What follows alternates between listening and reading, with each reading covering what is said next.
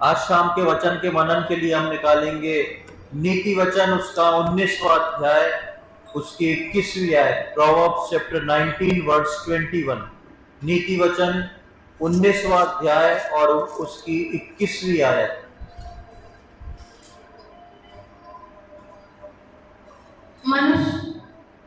मनुष्य के मन में बहुत सी कल्पनाएं होती हैं, परंतु जो युक्ति यहोवा करता है वही स्थिर रहती है। मनुष्य के मन में बहुत सी कल्पनाएं होती हैं, पर जो युक्ति परमेश्वर करता है वो ही स्थिर रहती है।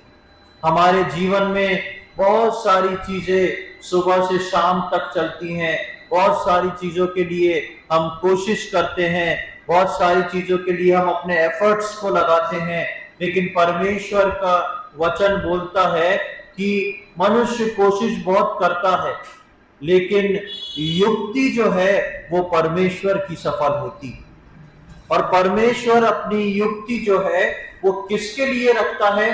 परमेश्वर अपनी युक्ति जो है अपने चुने हुए जनों के लिए रखता है। जिस प्रकार हम शाम को देख रहे थे कि किस प्रकार मेरे और आपके भागदौड़ करने से, मेरे और आपके चाहने से नहीं, लेकिन परमेश्वर ने अपनी मर्जी से मुझको और आपको चुन के अलग किया है। हम परमेश्वर के चुने हुए लोग हैं और उन चुने हुए लोगों के लिए परमेश्वर अपनी युक्तियों को रखता है, और वही युक्ति उसके चुने हुओं के जीवन में जो युक्ति होती है वही युक्ति परमेश्वर की सफल होती है, क्योंकि वो युक्ति जो है वो परमेश्वर की ओर से होती है। हमारे जीवन में ऐसी कई युक्तियां काम करती हैं जो हम समझते नहीं हैं, लेकिन याद रखें, यदि आप और मैं एक विश्वासी हैं तो निश्चित तौर पे परमेश्वर की युक्ति, उसकी एक स्ट्रेटेजी जो है वो मेरे और आपके जीवन में काम करती है। हम देखेंगे उत्पत्ति की किताब, उसका 15वां अध्याय, बुक ऑफ जेनेसिस चैप्टर 15। उत्पत्ति की किताब, उसका 15वां अध्याय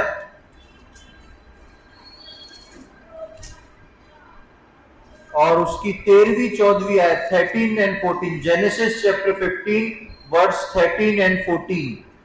तब यहोवा ने अब्राम से कहा, यह निश्चय जान कि तेरे वंश पराए देश में परदेशी होकर रहेंगे और उस देश के लोगों के दास हो जाएंगे, और वे उनको 400 वर्ष तक दुख देंगे।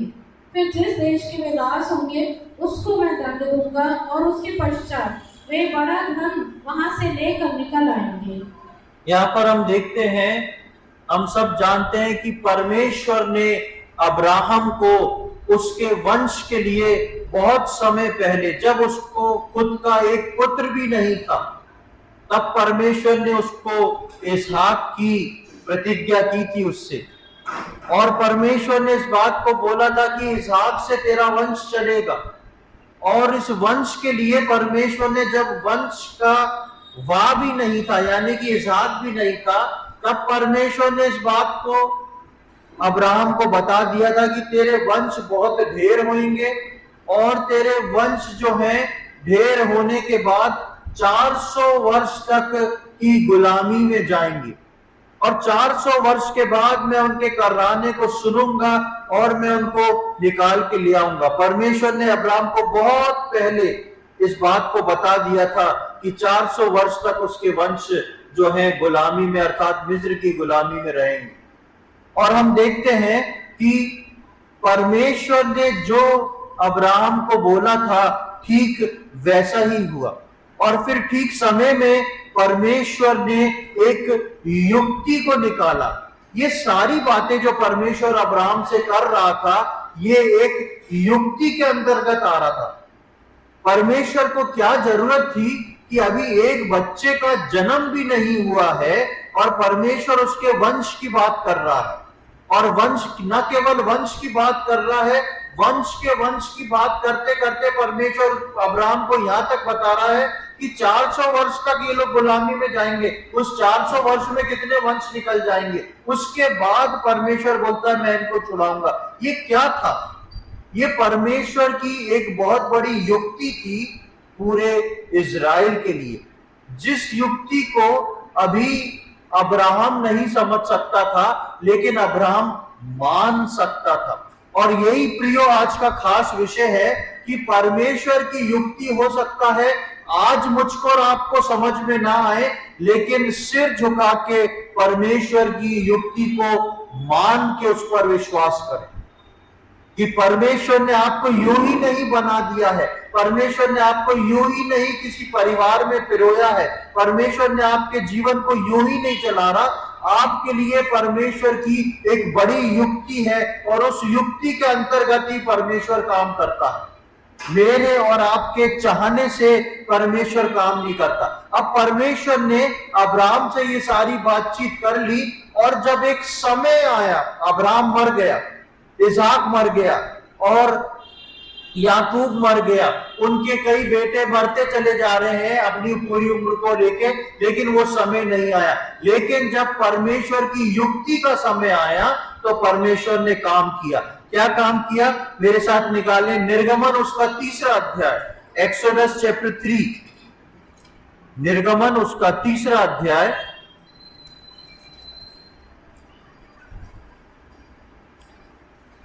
और उसका 7वीं और 8वीं आयत को पढ़ेंगे, 7 और 8। फिर यहोवा ने कहा, मैंने अपनी प्रजा के लोग जो मिस्र में हैं, उनके दुख को निश्चय देखा है, और उनकी जो चिल्लाहट परिश्रम कराने वालों के कारण होती है उसको भी मैंने सुना है, और उनकी पीड़ा पर मैंने चित्त लगाया है। इसलिए अब मैं उतर आया हूँ कि उन्हें मिस्रियों के वश से छुड़ाऊं और उस देश से निकाल कर एक अच्छे और बड़े देश में, जिसमें दूध और मधु की धाराएं बहती हैं, अर्थात कनानी, हित्ती, एमोरी, परिज्जी, हिब्बी और यबूसी लोगों के स्थान में पहुंचाऊं। यहाँ पर हम देखते हैं उत्पत्ति खत्म हो गई, उत्पत्ति की किताब खत्म हो गई, अब्राहम खत्म हो गया, इसहाक खत्म हो गया, याकूब खत्म हो गया, यूसुफ खत्म हो गया, एक जनरेशन चलती चली जा रही है, बाप दादा एक अपने उम्र को लेके खत्म हो गए। लेकिन जब परमेश्वर की युक्ति का ठीक समय आया, जब परमेश्वर की युक्ति का ठीक समय आया तो परमेश्वर ने मूसा को उठा के खड़ा किया, और ठीक 430 वर्ष पूरे होते परमेश्वर ने मूसा को बोला, अब मैं उतर आया हूं, मैंने अपने लोगों की चिल्लाहट सुनी है। क्यों परमेश्वर ने चिल्लाहट सुनी? क्यों परमेश्वर उनकी सहायता को उतर आया? क्योंकि परमेश्वर की युक्ति का सफल होने का समय आ चुका था। परमेश्वर की युक्ति का सफल होने का समय आ चुका था, और परमेश्वर ने जो युक्ति ठानी थी, परमेश्वर अपने समय पे उस युक्ति को पूरा कर रहा था। पर ये निकले हुए वंश जिनको परमेश्वर ने अपनी युक्ति से निकाला, ये निकले हुए वंश उस युक्ति को नहीं समझ पाए। युक्ति को तो कोई नहीं समझ सकता परमेश्वर की, लेकिन युक्ति पर विश्वास करके उस पे भरोसा करके मानना जो है वो जरूरी होता है। और ये निकले हुए वंश जो थे उसकी युक्ति को नहीं समझ पाए, और उनने निकल के भी परमेश्वर से वही मिस्र का सब कुछ मांगना शुरू करा। ये युक्ति से निकले हुए लोग थे, और रास्ते में ये परमेश्वर से वही सब कुछ मिस्र का जो था, जहां से परमेश्वर ने इनको गुलामी से निकाला था, मांगने लगे। वो उसकी युक्ति को नहीं समझ रहे थे कि कैसे और क्यों प्रभु उनको ले जा रहा है, और वे रास्ते में परमेश्वर से बलवा करने लगे। अब दूसरा चरण देखें। एक तरफ था अब्राहम, जब परमेश्वर उससे बात करता है, जब परमेश्वर उसको अपनी युक्ति बताता है, अब्राहम सिर झुका के मान के चुपचाप रहता है।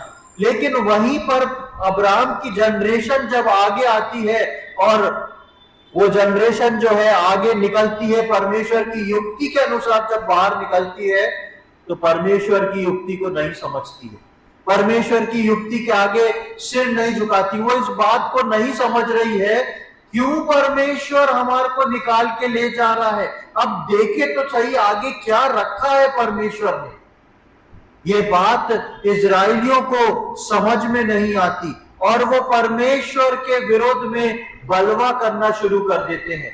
एक आयत को देखें, मेरे साथ निकाले, गिनती की किताब उसका 11वां अध्याय, बुक ऑफ नंबर्स चैप्टर 11। गिनती की किताब उसका 11वां अध्याय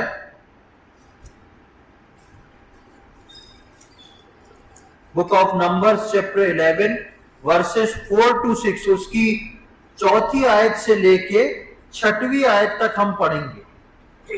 फिर जो मिली जुली भीड़ उनके साथ थी वह कामुकता करने लगी और इस्राएली भी फिर रोने और कहने लगे, हमें मांस खाने को कौन देगा? हमें वे मछलियां स्मरण है जो हम मिस्र में सेंत में खाया करते थे, और वे खीरे और खरबूजे और गंदने और प्याज और लहसुन भी। परंतु अब हमारा जी घबरा गया है, यहाँ पर इस मन्ना को छोड़ और कुछ भी देख नहीं पड़ता। यहाँ पर हम देखते हैं कि इस बात की शुरुआत कहां से हुई, उस बात को देखें। फिर जो मिली जुली भीड़ उनके साथ चली, ये मिली जुली भीड़ कौन सी थी? ये मिली जुली भीड़ जो थी वो मिस्र के कुछ लोगों की थी, जो परमेश्वर के आश्चर्य कर्म को देख के इजरायलियों के साथ चल पड़े थे और परमेश्वर पे भरोसा भी करने लगे। इस मिली जुली भीड़ के कारण जो था वो इजरायलियों का विश्वास डगमगा गया, और ये मिली जुली भीड़ ने उनको प्रेरित किया कि वो इन सारी पुरानी चीजों को याद करें। मेरे और आपके जीवन में प्रियो, विश्वास में कई मिली जुली बातें जो हैं, चाहे वो किसी और से आई हो मेरे और आपके दिल में या किसी दूसरे के इन्फ्लुएंस से आई हो, ये मिली जुली बातें जो हैं मेरे और आपके जीवन में हमेशा परमेश्वर की युक्ति को तोड़ने का काम करती। और ये लोग अच्छे से रह रहे थे, अच्छे से निकल गए थे, अच्छे से रास्ते में चल रहे थे कनान की ओर, लेकिन ये रास्ते में न जाने क्या हुआ कि ये मिली जुली भीड़ के साथ जो थे इजरायली बोलने लगे, अरे हमको तो वो सब चीजें याद आ गई हैं। कौन सी चीजें? वहां के खाने पीने की चीजों के नाम लिखे हुए हैं, वो सारी चीजें याद आ रही हैं जो हम वहां पर रह के खाया करते थे। उनको अपनी गुलामी याद नहीं आ रही कि कैसे वो लोग खून के आंसू वहां पर रोआ करते थे। लेकिन ये इजरायली जो हैं परमेश्वर की युक्ति को नहीं समझ रहे हैं, और वो प्रभु की युक्ति और उसने जो उनके लिए कनान रखा था उसे नहीं सोचा, पर उनकी वापस मिस्र की गुलामी और भोजन याद आए और उसके कारण वो रोने भी लगे। परमेश्वर ने अपनी युक्ति में रखा था, मैं तुम्हें कनान ले जा रहा हूं, एक ऐसा देश जो इजरायलियों ने देखा ही नहीं था। 400 वर्ष तक इनके वंश पे वंश हो रहे थे, ये वहीं पैदा हो रहे थे और वहीं मर जा रहे थे। कहां पर? मिस्र के अंदर। इन लोगों को मालूम ही नहीं था कि कनान होता क्या है, इनको मालूम ही नहीं था कि कनान की उपज क्या होती है, इनको मालूम ही नहीं था कि कनान वो जगह है जहां पर एक बार परमेश्वर सेटल कर दे तो दुनिया की कोई ताकत उनको नहीं हिला सकती। जिसको मैं आज आप और मैं जिस बात को देख रहे हैं कि आज इजराइल जो कनान के नाम से स्थिर है, उसको दुनिया की कोई ताकत हिला नहीं सकती। सालों साल से वो स्थिर है। वो जगह परमेश्वर ने अपनी युक्ति में द बेस्ट रखा था। किसके लिए? इजरायलियों के लिए। लेकिन इजरायली जो थे आधे रास्ते में बोलते हैं, नहीं हमको तो वही चाहिए। परमेश्वर का कनान तो दिखाई नहीं दे रहा है, परमेश्वर क्या आशीष देने वाला है, उसकी युक्तियां क्या फल देने वाली हैं, वो तो हमको दिखाई नहीं दे रहा है। इसलिए बेहतर है कि भले ही हम गुलामी में चले जाएं लेकिन अच्छा भोजन खाएं। उनको प्याज, लहसुन, गंदने और अलग अलग चीजें पसंद आ रही हैं। उनका ध्यान उन सारी चीजों पर आकर्षित हो रहा है कि वो हम वहां पे उसका यूज किया करते थे गुलामी में, लेकिन चीजें वहां की याद आ रही हैं। वही चीज हम देखते हैं इजरायली जो थे जिस प्रकार से चले, आज मेरे और आपके जीवन में भी प्रियो कई बार होता है। परमेश्वर जिस गंदगी से, परमेश्वर जिस चीज से मुझको और आपको छुड़ा के ले आया है, कई बार परमेश्वर के वचनों पे चलते हुए मुझको और आपको पीछे से वो चीजें आवाज देती हैं, वो लालसाएं बुलाती हैं कि मैं और आप परमेश्वर की युक्ति पर ध्यान ना दें, लेकिन मैं और आप जो हैं उस तरफ आगे बढ़ के उसको लें जो हमने देखा नहीं। और ये इजरायली जो थे किस तरफ आगे बढ़ने लगे, प्रभु ने उनकी ये बात भी सुन ली। रास्ते में जो उनने ये बात करी, परमेश्वर ने उनकी ये बात भी सुन ली और उनको जो चाहिए था वो दे दिया। युक्ति के सफर में सबसे खतरनाक टर्न विश्वासी के लिए ये होता है जब विश्वासी प्रार्थना करता है, प्रभु ये नहीं, मुझे तो वही चाहिए, वही चाहिए, वही चाहिए, तो परमेश्वर बोलता ले लो वो। लेकिन वो बात कितनी खतरनाक होती है। गिनती की किताब उसके 11वें अध्याय का उसका 31 और 32वीं आयत पढ़े, 31 एंड 32। तब यहोवा की ओर से एक बड़ी आंधी आई और वह समुद्र से बटेरें उड़ा के छावनी पर और उसके चारों ओर इतनी ले आई कि वे इधर उधर एक दिन के मार्ग तक भूमि पर 2 हाथ के लगभग ऊंचे तक छा गए। और लोग उठकर उस दिन और भर और रात भर और दूसरे दिन भर बटेरों को बटोरते रहे, जिसमें कम से कम बटोरा उसने 10 उमेर बटोरा, और उन्होंने उन्हें छावनी के चारों ओर फैला दिया। बस यहाँ पर हम देखते हैं कि परमेश्वर से उन्होंने मांगा था, परमेश्वर वही सब चाहिए जो वहां मिलता था, और परमेश्वर कहता है ठीक है, तुम्हें यदि वही सब चाहिए तो लिए लो, इसको खा लो। और लिखा है समुद्र की किनारों से, समुद्र की लहरों के किनारों से ये बटेरें निकलती हैं। आपको जान के अचरज होगा, बटेर शायद आपने देखी होगी क्या होता है, छोटा से मुर्गी के बच्चे की साइज की एक बर्ड होती है और आमतौर पर वो पहाड़ी और तराई क्षेत्र में मिलती है, कभी भी समुद्र क्षेत्र पे नहीं मिलती। लेकिन लिखा है कि समुद्र की ओर से बटेरें निकल के आ गई और उनके कमर तक, घुटने तक इतना स्पेस भर दिया गया, कई किलोमीटर दूर तक बिछ गई, और परमेश्वर ने उनको इतना दे दिया कि परमेश्वर ने बोला लो इसको खा लो। लेकिन परमेश्वर ने इतना उनको खाने को तो दे दिया, लेकिन जब वो उसकी युक्ति को नहीं समझ पाए तो परमेश्वर ने उनको दंड भी दिया।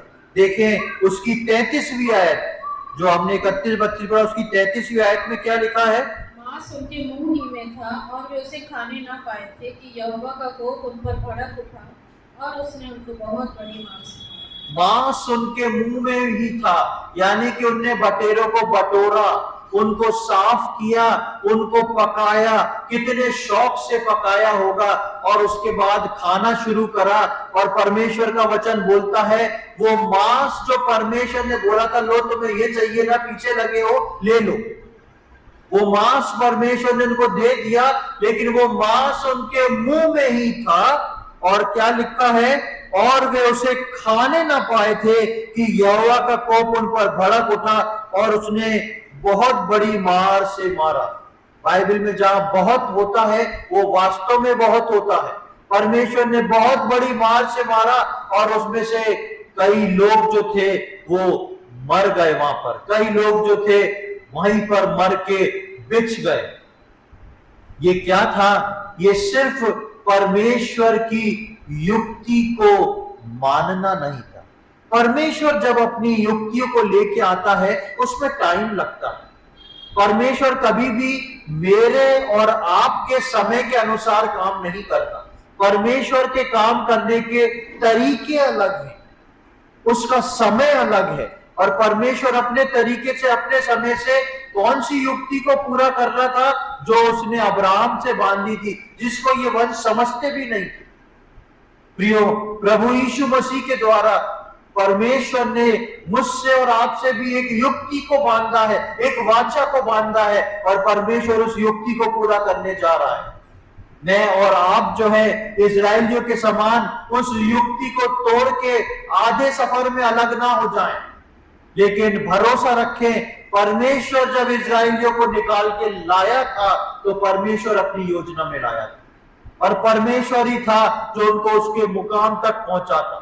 मुझको और आपको, मेरे और आपके जीवन में उद्धार के सफर में जब परमेश्वर निकाल के लेके आया है तो परमेश्वर ही मुझको और आपको उस मंजिल तक पहुंचाएगा, उस समय तक पहुंचाएगा जिस वक्त प्रधान स्वर्गदूत की ललकार होगी और मैं और आप बादलों में उठाए जाएंगे। उस दिन तक की गारंटी परमेश्वर ने मेरे और आपके लिए रखी हुई है। मैं और आप इन इजरायलियों के समान विचलित ना हो। परमेश्वर ने मेरे और आपके लिए जो कल्पनाएं की, जो विचार किए हैं, वो अद्भुत है, उसमें शक करने की कहीं से भी जरूरत नहीं है। एक आयत को मेरे साथ निकालें, यिर्मयाह 29:11, बहुत सुपरिचित आयत है। बुक ऑफ यिर्मयाह चैप्टर 29 वर्स 11, यिर्मयाह की किताब उसकी 29वां अध्याय उसकी 11वीं आयत, वहां देखे क्या लिखा हुआ है। क्योंकि यहोवा की ये वाणी है कि जो कल्पनाएं मैं तुम्हारे विषय करता हूँ उन्हें मैं जानता हूँ, वे हानि की नहीं वरन कुशल ही की है, और अंत में तुम्हारी आशा पूरी करूंगा। और अंत में तुम्हारी आशा पूरी होगी। मैंने जो तुम्हारे लिए बनाया है ना, मैंने जो तुम्हारे लिए रखा है ना, वो हानि का नहीं, किसका है? लाभ का है। तुम्हारे लिए द बेस्ट है जो मैंने रखा है। मुझ पे भरोसा तो करो। और ये आयत जो शुरू होती है, ये आयत शुरू होते ही क्या लिखा हुआ है वहां पर, उसको जोर से एक बार पढ़ें। जैसी आयत शुरू होती, क्या लिखा हुआ है वहां पर? क्योंकि यहोवा की यह वाणी है। बस, क्योंकि किसकी ये आवाज है? यहोवा की वाणी। बाइबल कहती है ये आकाश और पृथ्वी टल सकता है, लेकिन परमेश्वर के कहा हुआ शब्द कभी भी टल नहीं सकता। ये उस यहोवा परमेश्वर की वाणी है। वो कहता है, मैं जानता हूं तुम किस परिस्थितियों से जा रहे हो, मैं जानता हूं तुम्हारे जीवन में क्या चल रहा है, लेकिन मेरे बेटे मेरी बेटी, ये ध्यान रखो कि ये बातें तुम्हारे लिए लाभ की हैं, क्योंकि मेरी एक युक्ति इसके पीछे काम कर रही है, और ये युक्ति जो है जरूर सफल होगी। ये युक्ति मेरी इसके लिए काम कर रही है। अब्राहम ने परमेश्वर की युक्ति माना, और अब्राहम सुख चैन से अपने पुरखाओं के साथ अपने समय पे सोया। लेकिन ये इजरायलियों ने परमेश्वर की युक्ति नहीं मानी, और ये क्या हो गया? ये आधे रास्ते में ढेर हो गए, ये जंगल में ढेर हो गए। ये ना इधर के रहे ना उधर के रहे, ये ना मिस्र में खा पी के मरे, ना परमेश्वर के राज्य में कनान में पहुंच पाए। ये कहां पर ढेर हो गए? जंगल में, विल्डरनेस में ढेर हो गए। परमेश्वर नहीं चाहता प्रियो कि मैं और आप आना जाना करते हुए रास्ते में ढेर हो जाए। परमेश्वर चाहता है मेरी युक्तियों पर विश्वास करके उसमें स्थिर रहो। प्रभु की सबके लिए कल्पनाएं हैं, और वो उसको अपनी युक्ति से ही सफल करता है। ये परमेश्वर ने जो मेरे और आपके लिए कल्पनाओं को रखा है, ये कल्पनाएं सिद्ध कैसे होती हैं? ये जो है युक्तियों के द्वारा सिद्ध होती है, क्योंकि परमेश्वर ने मेरे और आपके लिए युक्ति रखी है, कुछ स्ट्रेटेजी को रखा है परमेश्वर ने। परमेश्वर की युक्ति में काम करने में समय लगता है, क्योंकि परमेश्वर मेरे और आपके जीवन में अपने समय से चलता है, हमारे समय से नहीं चलता। एक वचन को निकाले, भजन संहिता 106 उसका 13, 14 और 15, Psalms 106 वर्सेस 13 to 15। भजन संहिता 106 उसका 13, 14 और 15। परंतु वे झट उसके कामों को भूल गए और उसकी युक्ति के लिए ना ठहरे। उन्होंने जंगल में अति लालसा की और निर्जल स्थान में परमेश्वर की परीक्षा की। तब उसने उन्हें मुंह मांगा वर तो दिया, परंतु उनके प्राण को सुखा दिया। उसी बात को यहाँ पर भजन संहिता में लिखा है, परंतु वे झट उसके कामों को भूल गए। कौन भूल गए? वो इजरायली भूल गए। वो इजरायली इस बात को भूल गए कि ये परमेश्वर ने तो समुद्र खोल दिया था हमारे लिए, ये परमेश्वर ने मारा के कड़वे पानी को मीठा कर दिया था, ये परमेश्वर स्वर्ग से मन्ना गिराता है, स्वर्गदूतों का भोजन हम खाते हैं। ये सारी बातों को वो लोग भूल गए। वो लिखा है, परंतु वे झट उन कामों को भूल गए और उसकी युक्ति के लिए नहीं ठहरे।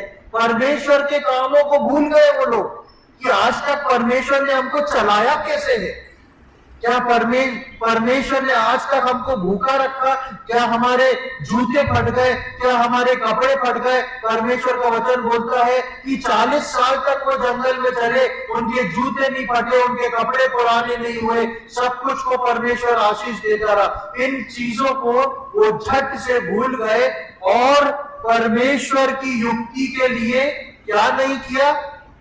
नहीं ठहरे। परमेश्वर की युक्तियों के लिए इंतजार विश्वासी को करना पड़ता है प्रियो।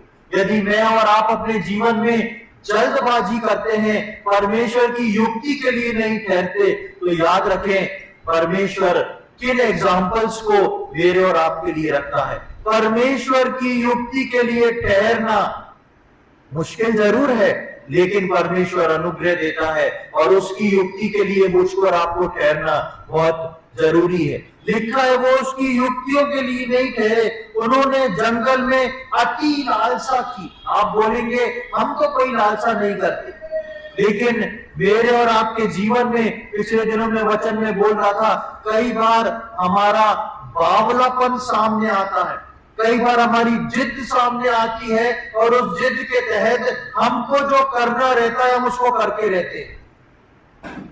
यहां पर लिखा है उन्होंने अति लालसा करी, यानी कि वो अपने आपे से बाहर आ गए। उनने बहुत लालसा करी और लालसा करने पे क्या हुआ? परमेश्वर का लो ले लो, ये चाहिए ना, ले लो, दे दिया परमेश्वर ने। लेकिन 15वीं आयत क्या कहती है? तब उसने उन्हें मुंह मांगा वर तो दिया, परंतु उनके प्राणों को सुखा दिया। ऐसा वर किस काम का जो मेरे और आपके प्राणों को सुखा दे? प्रियो, परमेश्वर ने मेरे और आपके लिए जीवन का मार्ग रखा है। परमेश्वर ने मेरे और आपके लिए आशीषों को रखा है। परमेश्वर बोलता है, वचन बोलता है, ये यहोवा की वाणी है, जो कल्पनाएं मैं तुम्हारे लिए करता हूं ना, वो लाभ की है। मेरे बेटे मेरी बेटी, खड़े होना सीखो, खड़े खड़े वो उद्धार का काम देखो जो परमेश्वर आज तुम्हारे लिए करता है, क्योंकि वो उद्धार का काम परमेश्वर अपनी युक्ति के अनुसार करता है। आप जानते हैं परमेश्वर ने पुराने नियम में अपने झुंड के लिए एक युक्ति तैयार करी, लेकिन नए नियम में मैं और आप इतने आशीषित लोग हैं, इतने ज्यादा आशीषित लोग हैं कि परमेश्वर ने हर व्यक्ति के लिए इंडिविजुअल एक युक्ति तैयार की है। हर व्यक्ति के लिए एक इंडिविजुअल एक युक्ति तैयार की है परमेश्वर ने। उस युक्ति पे भरोसा तो करें, उस युक्ति के लिए इंतजार तो करें, उस युक्ति के लिए देखें तो परमेश्वर ने क्या रखा है आपके लिए। ये इस्राएलियों ने बीच जंगल में लालसा करी, वो झट से उन कामों को भूल गए। कैसे परमेश्वर मिस्र से हमको बाहर निकाल के लाया था, अब उनको कनान नहीं वापस मिस्र चाहिए। परमेश्वर मुझको और आपको भी एक मिस्र से बाहर निकाल के लाया है प्रियो। सोच के देखें, ऐसा ना हो कि मैं और आप इन इजरायलियों के समान रिएक्ट करें। नीति वचन में लिखा है परमेश्वर ही की युक्ति सफल होती है, मनुष्य की युक्ति कभी सफल नहीं होती। हो सकता है मनुष्य जब युक्ति को करे तो शुरू में आपको लगे युक्ति सफल हो रही है, लेकिन बाद में आपको पता पड़ेगा कि ये युक्ति तो ठीक नहीं थी। लेकिन परमेश्वर की युक्ति जो है कभी भी असफल नहीं होती। हम उसकी युक्ति के लिए विश्वास के साथ ठहरे, उसकी युक्ति के लिए ठहरना जरूरी है। जैसे इब्राहिम, इसाक, याकूब, यूसुफ उसकी युक्ति के लिए ठहरे, उन्होंने कोई भी कदम नहीं उठाया। यूसुफ के जीवन के बारे में हम पिछले दिनों में देख रहे थे, कितने कष्ट परेशानी आए, लेकिन यूसुफ अपने जगह पे, जिस स्थान पे परमेश्वर ने उसको रखा रहा, यूसुफ वहां पर स्थिर खड़ा रहा। मेरे और आपके जीवन में परमेश्वर ने अपनी युक्तियों को मेरे और आपके लिए रखा है। हम इस्राएलियों के समान हट ना करें, पर उसको अपने जीवन में काम करने दें। उसकी युक्तियां हमारे लिए श्रेष्ठ है, श्रेष्ठ है उसकी युक्तियां मेरे और आपके लिए। इसलिए हम हट करके इधर उधर ना दौड़ जाएं, लेकिन एक विचार करके देखें, परमेश्वर ने मेरे लिए भी तो युक्ति बनाई होगी। आज शाम को जब आप अपने बिस्तरों में जाएं, अपनी आंखों को बंद करके 5 मिनट इस विचार को करके सोचिएगा, इस विचार को करिएगा कि क्या परमेश्वर ने मेरे लिए भी तो एक युक्ति बनाई है, क्या मैं उस युक्ति के अनुसार चल रहा हूं। मैं अपनी हट में तो नहीं, परंतु परमेश्वर की युक्ति में अगर हूं तो बहुत खुशी की बात है, आप सफलता की ओर जा रहे हैं। लेकिन यदि वो युक्ति आपके जीवन में काम नहीं कर रही है तो समय है, परमेश्वर का पवित्र आत्मा कलीसिया को इस बात को आज बता रहा है और चिता रहा है कि मैं और आप अपने डिसीजंस के बारे में सोचें, मैं और आप अपने जीवन के बारे में प्लान करें, क्योंकि परमेश्वर ने मेरे और आपके लिए जो कल्पनाएं की हैं वो लाभ की है, हानि की नहीं। और ये बात मैं नहीं, परमेश्वर का दास नहीं, लेकिन परमेश्वर स्वयं कह रहा है, और परमेश्वर का स्वयं कहा हुआ कभी टलता नहीं। परमेश्वर की युक्ति जो है वो स्थिर रहती है। प्रियो, मेरे और आपके जीवन में हम इस बात को सोच के देखें, मैं और आज आप किस मोड़ पे खड़े हैं। यदि हम परमेश्वर की युक्तियों में चल रहे हैं तो परमेश्वर निश्चित तौर से मुझको और आपको लिए चल रहा है, और निश्चय जाने समय जरूर लगेगा, लेकिन आप अपने आत्मिक कनान में जरूर पहुंचेंगे। परमेश्वर आपको लेके चला है, वो आगे भी आपको लेके चलेगा, आपकी यात्रा को पूरी करेगा, आपको आशीषित करेगा, आपको फलवंत करेगा और आगे बढ़ाएगा। परमेश्वर इनके चारों के साथ इन वचनों को समझने में हम में से प्रत्येक की सहायता करे। प्रभु के नाम की महिमा हो। आइए हम प्रार्थना करेंगे। प्रभु जी, हम धन्यवाद देते हैं आराधना के इन क्षणों के लिए।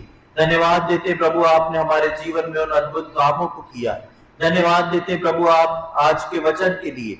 प्रभु, हम सुन रहे थे कि किस प्रकार प्रभु जी आपकी युक्ति सफल होती है। इजरायली लोग जो थे उन बातों को नहीं जान पाए। इजरायली लोग जो थे आपकी उस महिमा को देखने के बावजूद भी आधे रास्ते में भटक गए।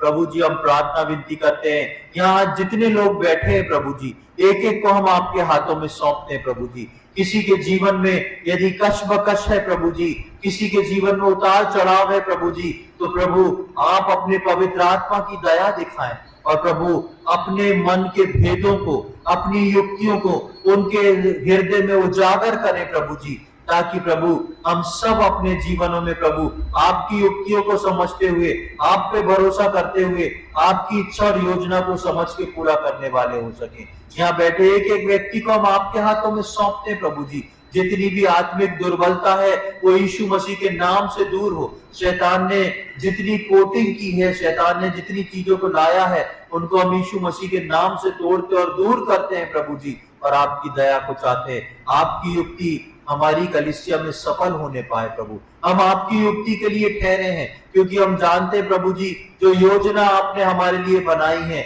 वो लाभ की है, हानि की नहीं। उसके लिए हम धन्यवाद देते हैं प्रभु जी। आज आए हुए सभी के लिए हम धन्यवाद देते हैं, आज के दिन के लिए धन्यवाद देते हैं, प्रार्थना को सुना उसके लिए धन्यवाद देते हैं। ये सारी बातें अपने उद्धारकर्ता प्रभु यीशु मसीह के पवित्र और मीठे नाम से मांगते हैं, आमीन।